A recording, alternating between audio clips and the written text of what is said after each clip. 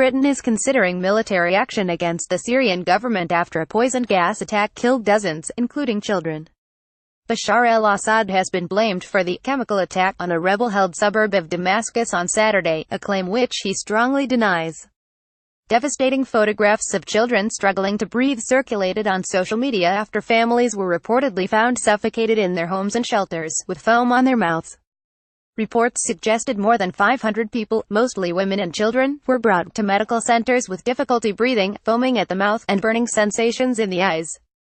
Theresa May has said the UK and allies are considering any action that is necessary in the wake of the attack.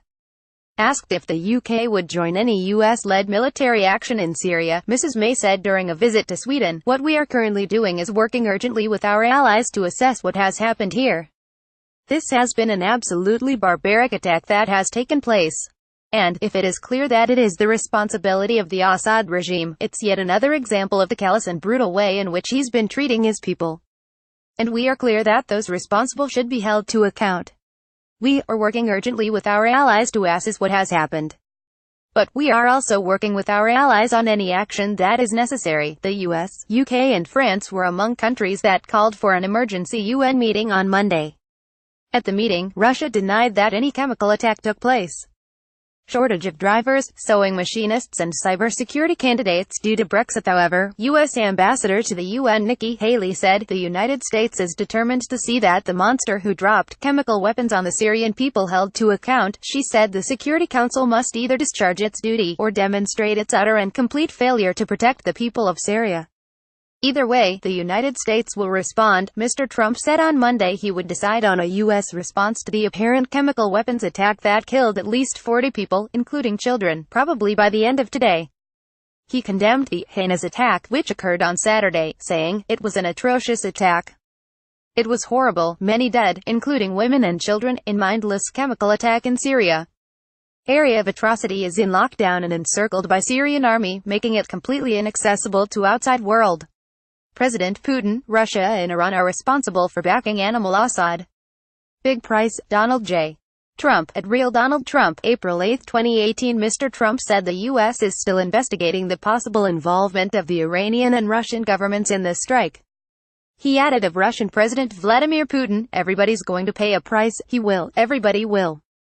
Earlier, Mrs. May said Russia must be held to account alongside Syria if Bashar Assad's regime is found to be responsible for the poison gas attack in Douma. At a press conference during a visit to Denmark, she said, "If they are found to be responsible, the regime and its backers, including Russia, must be held to account." First ban on harassing women at abortion clinics could happen today. The PM said the attack in Douma was part of a troubling, wider pattern of acts of aggression and abuse of international norms on the use of chemical weapons. Russia's repeated use of its veto at the UN has enabled international rules on chemical weapons attacks to be broken and investigations hampered, she said, adding, "This must stop." Mrs. May said the case of the poisoning of Sergei and Yulia Skripal in Salisbury showed similar recklessness last month with the use of chemical weapons. The UK's case for holding Russia responsible for the attempted murder of Sergei and Yulia Skripal is clear, she added. Foreign Secretary Boris Johnson said in February that Britain should consider joining military action against Assad's regime if there is fresh, incontrovertible evidence he has used chemical weapons against his own people. Mr. Trump branded Assad an animal in a series of posts on Twitter.